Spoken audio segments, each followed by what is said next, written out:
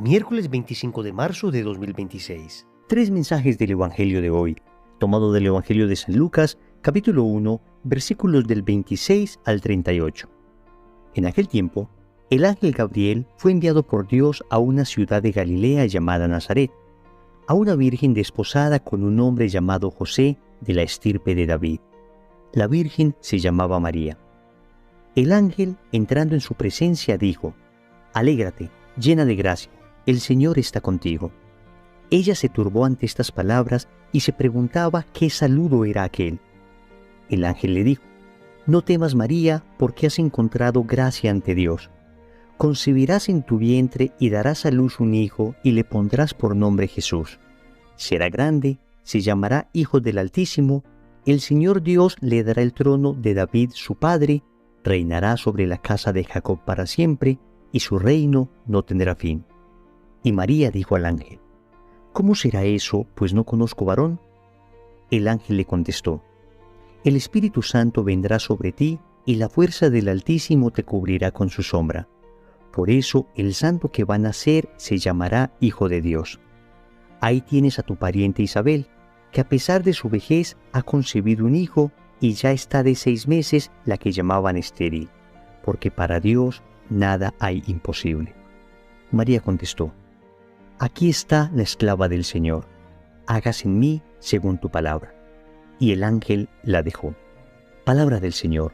Gloria a ti, Señor Jesús. Amigos, hoy celebramos litúrgicamente la solemnidad de la Anunciación del Señor. Por eso la liturgia nos presenta este bellísimo pasaje donde el ángel Gabriel se aparece a Nuestra Señora y le anuncia que será la madre del Mesías. Vamos a meditar 3 mensajes. Primero, María es inmaculada. Segundo, María es virgen. Tercero, María es madre de Dios. Vamos con el primer punto. María es inmaculada. Amigos, el Evangelio nos dice que el ángel entró en presencia de María y le dijo: «Alégrate, llena de gracia, el Señor está contigo». Esa expresión llena de gracia, que en griego se dice que haritomene, más bien debería traducir la que estuvo, la que está y la que estará llena de gracia. Significa un estado permanente en María. ¿Y qué es la gracia? Sino la vida de Dios en el alma.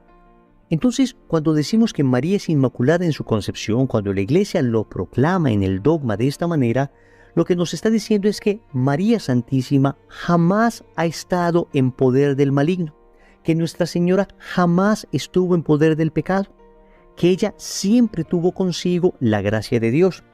De hecho, el texto repite que María está llena de gracia, repite que María encuentra gracia ante Dios.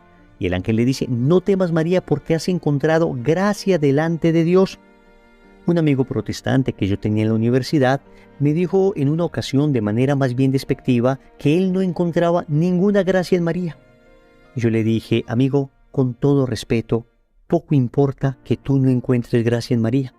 Lo que realmente importa es que el autor mismo de la gracia, Dios, encontró gracia en ella».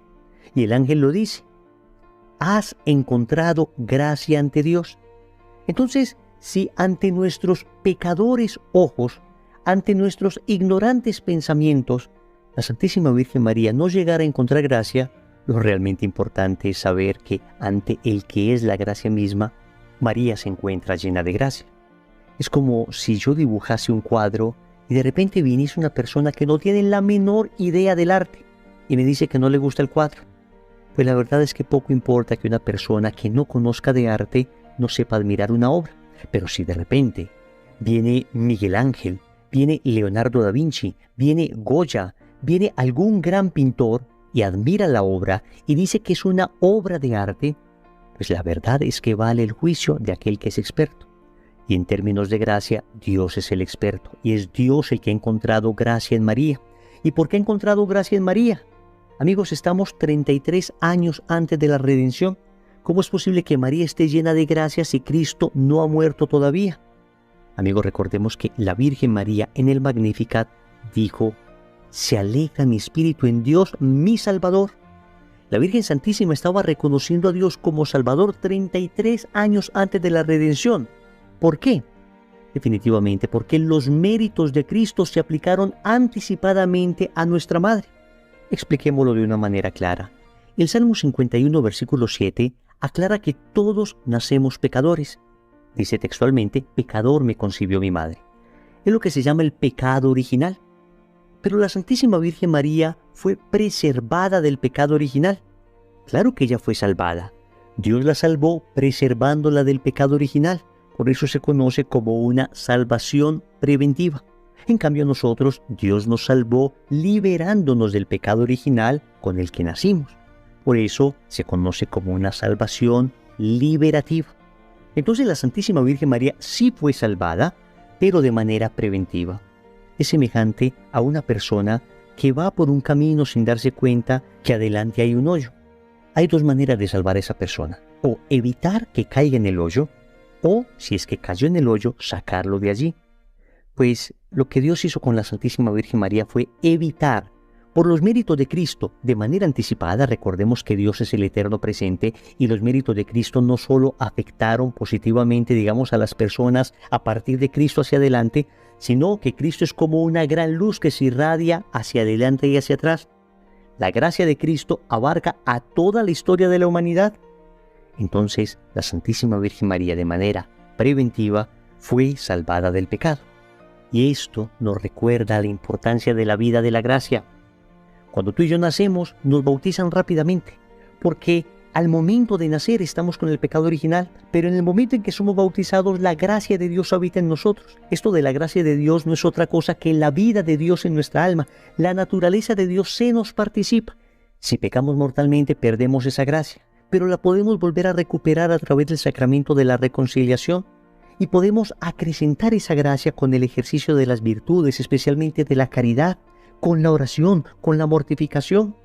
Esa gracia hay que cuidarla como el más grande tesoro, al punto que un santo como Domingo Sabio decía: prefiero morir antes que pecar. Es decir, es más importante preservar la gracia incluso que preservar la vida. Y los mártires han estado dispuestos siempre a dar la vida antes que perder la gracia. Familia, si no estamos confesados, ¿qué estamos esperando? Y si lo estamos y estamos viviendo en gracia, a cuidar ese estado como el más grande tesoro. Segundo, María es virgen. El Evangelio nos dice en un solo versículo 2 veces que María es virgen. Es el único versículo donde en 2 ocasiones se llama virgen a alguien. En toda la Biblia no hay otro versículo así. Dice el texto: en aquel tiempo el ángel Gabriel fue enviado por Dios a una ciudad de Galilea llamada Nazaret, a una virgen desposada con un hombre llamado José, de la estirpe de David. La virgen se llamaba María. Miren que el Evangelio quiere resaltar la virginidad de María. Y esto precisamente porque se está cumpliendo una profecía del Antiguo Testamento. En Isaías capítulo 7, versículo 14, el Señor profetizó que el Mesías nacería de una mujer virgen. Y así dice el profeta: el Señor pues les dará esta señal: la virgen está embarazada y da a luz un varón, a quien le pone el nombre de Emmanuel, es decir, Dios con nosotros. Hasta aquí el texto del profeta Isaías. Todo Israel sabía que el Mesías nacería de una mujer virgen, de manera que la virginidad de María era indispensable, porque era la señal para reconocer al Mesías.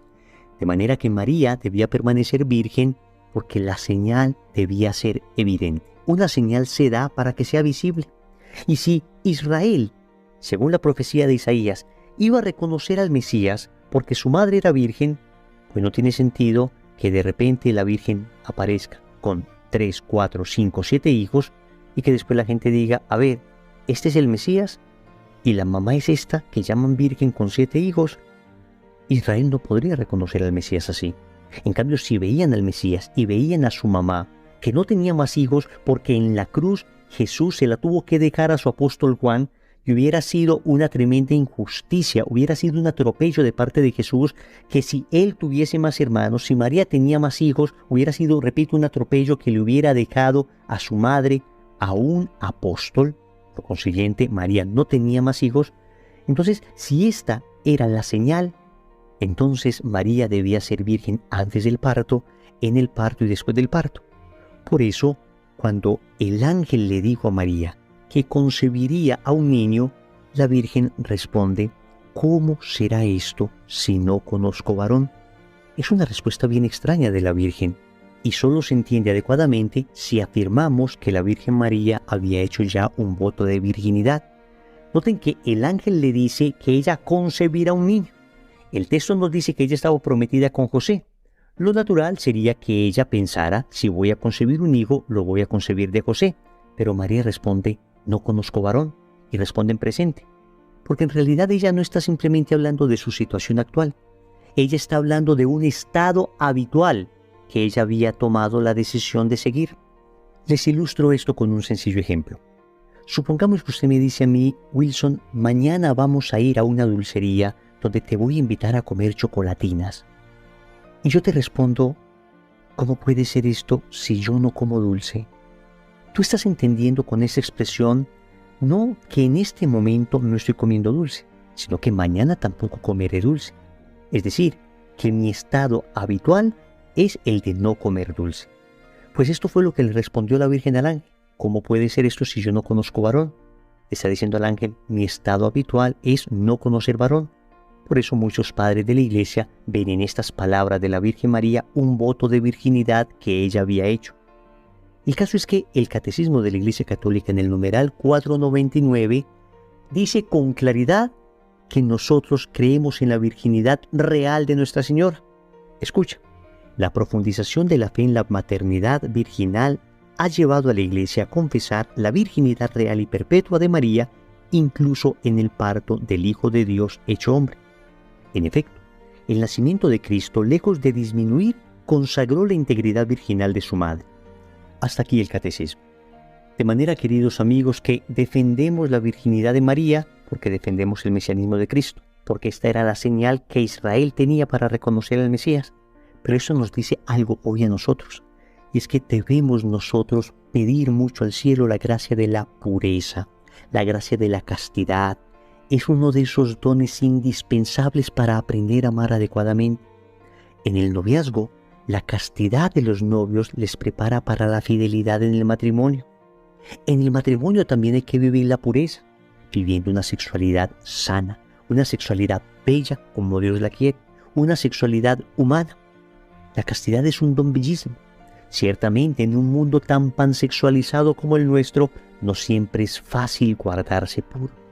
Pero amigos, aunque la pureza, la castidad, la limpieza interior sea un árbol de raíces amargas, les aseguro que es un árbol de dulcísimos frutos. El fruto de la castidad es precioso y vale la pena todo el esfuerzo, que siempre tiene ayuda de la gracia, siempre Dios ayuda en ese esfuerzo.